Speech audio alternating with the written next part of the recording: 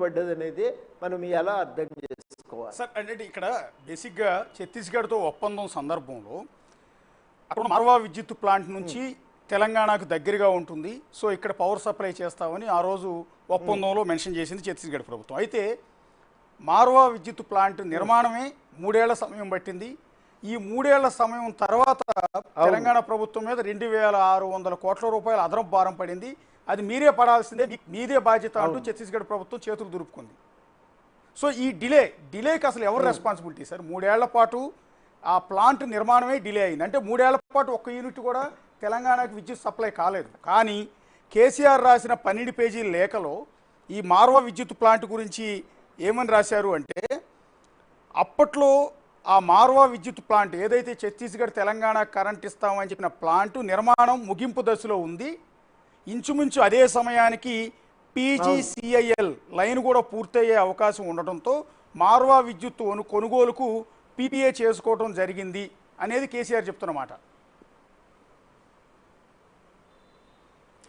ఇప్పుడు ఇక్కడ విషయం ఏంటంటే, మనం ఇంత నష్టం జరిగింది అంటే ఏకపక్షంగా మనం ఎంఓయు చేసుకున్నాం.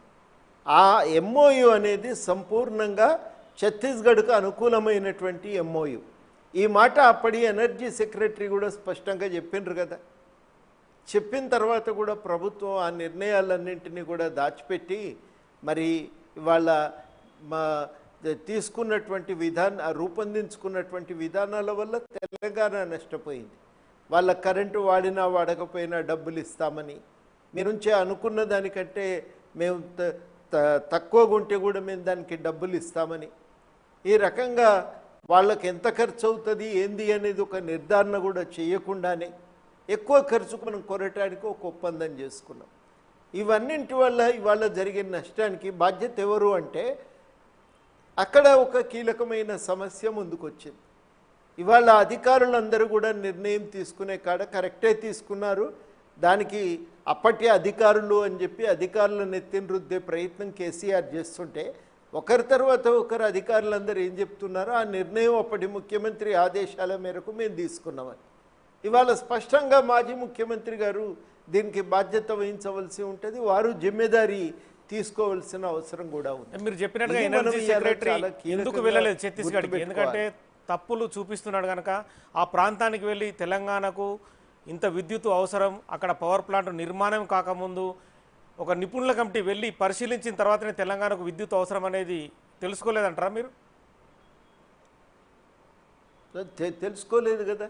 ఆఖరికి